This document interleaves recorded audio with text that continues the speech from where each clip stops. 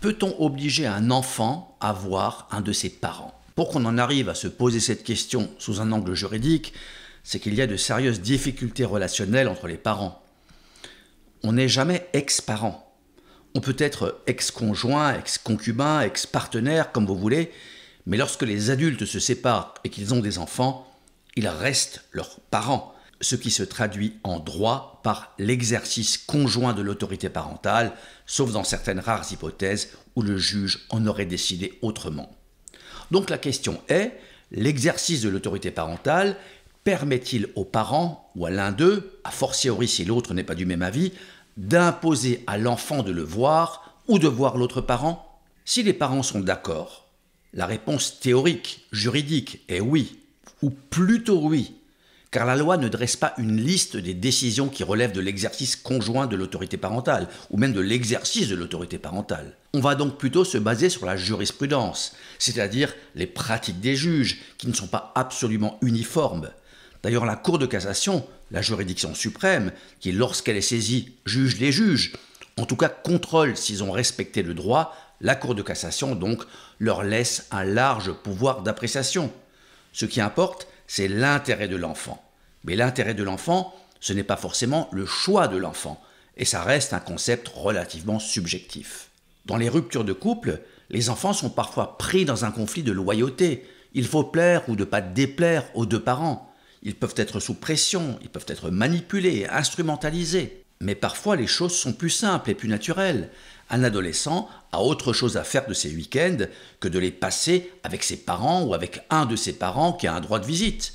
Et c'est pareil si papa et maman ne sont pas divorcés ou séparés. Ça n'a rien à voir avec ça. On préfère voir ses potes que ses vieux. Et si on doit en voir un parce qu'il a un droit de visite, c'est gonflant, pour ne pas parler comme un juriste.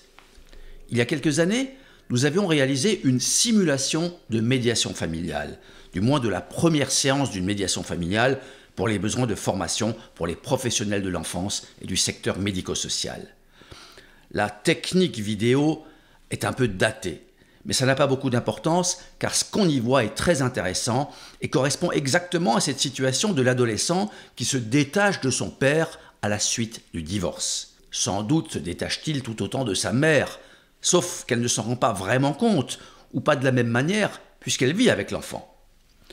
Vous trouverez le lien de cette fausse séance de médiation en description. Je précise que c'est une vraie médiatrice familiale qui a écrit les dialogues et le scénario, et que c'est une autre médiatrice qui joue son propre rôle, les parents étant des acteurs. Pour répondre à la question de cette vidéo, peut-on obliger un enfant à voir un parent? Il faut distinguer l'enfant de l'adolescent. L'âge n'est pas le seul critère de distinction. C'est d'ailleurs pourquoi les juges peuvent directement auditionner un enfant, non plus à partir de 13 ans comme ce fut longtemps le cas, mais dès lors qu'il est capable de discernement. C'est compliqué, car le juge doit apprécier la capacité de discernement avant même de décider s'il veut entendre l'enfant, ou s'il accepte de l'entendre à la demande d'un parent ou de l'enfant lui-même. Quand commence l'adolescence? À la puberté, serait-on tenté de dire. Donc généralement, un peu plus jeune pour les filles que pour les garçons. Mais le critère juridique n'est pas biologique, c'est la capacité de discernement qui importe, même si on pourrait rétorquer que de nombreux adultes en manquent cruellement. Et en général, les juges considèrent qu'à 7, 8, 9 ans, on sait déjà plus ou moins ce qu'on veut et pourquoi on le veut. Mais ça ne veut pas dire qu'on a toujours raison et que le juge suivra.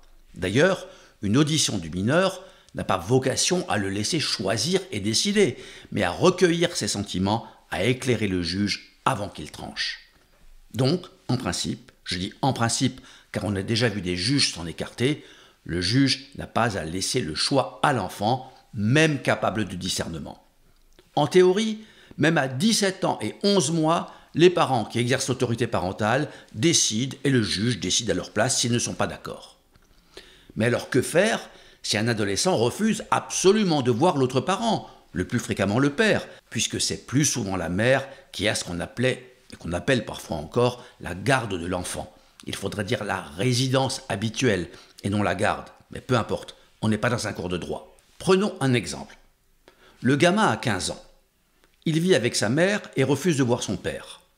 La mère a tenté de lui supprimer le droit de visite et d'hébergement, mais le juge a refusé parce que rien dans l'attitude du père ne pouvait le justifier et que c'est l'intérêt de l'enfant d'être élevé autant que faire se peut par ses deux parents. Cette procédure a braqué le père, qui menace de déposer plainte contre la mère au pénal pour non-représentation d'enfant s'il ne peut pas voir son fils, comme indiqué par le juge aux affaires familiales, donc un week-end sur 2 et la moitié des vacances scolaires. Si le père devait mettre ses menaces à exécution, la mère ne pourrait pas se contenter, pour échapper à une condamnation, elle ne pourrait pas se contenter d'affirmer que c'est son fils qui ne veut pas y aller. Elle devrait démontrer qu'elle a tenté d'exercer son autorité parentale et qu'elle a tout fait pour que les droits du père soient respectés. Et comment peut-elle s'y prendre ?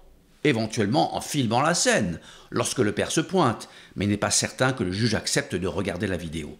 Donc elle pourra demander à un ou deux témoins d'être présents à l'heure prévue dans le jugement quand le père doit venir récupérer l'enfant, et ces témoins attesteront qu'elle a dit à son fils « tu dois y aller, c'est le juge qui l'a dit », et qu'elle a insisté, mais que le gamin a refusé, qu'il s'est enfermé dans sa chambre, qu'il a hurlé ou qu'il a pris la fuite, ou que sais-je. Bref, que malgré ses efforts, elle n'a pas pu convaincre ni contraindre son fils de partir avec son père. Dans ce cas, si le père dépose plainte ou fait une citation directe devant le tribunal correctionnel pour non-représentation d'enfant, la mère devrait échapper à la condamnation. Évidemment, les choses sont différentes si l'enfant a 4 ou 5 ans. Là, il doit y aller.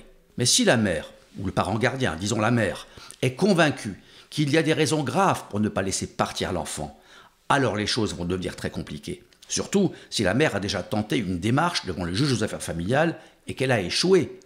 Elle peut éventuellement recommencer, à condition qu'il y ait un élément nouveau, pour reprendre la terminologie et la logique du juge, sans quoi il dirait que la chose a déjà été jugée.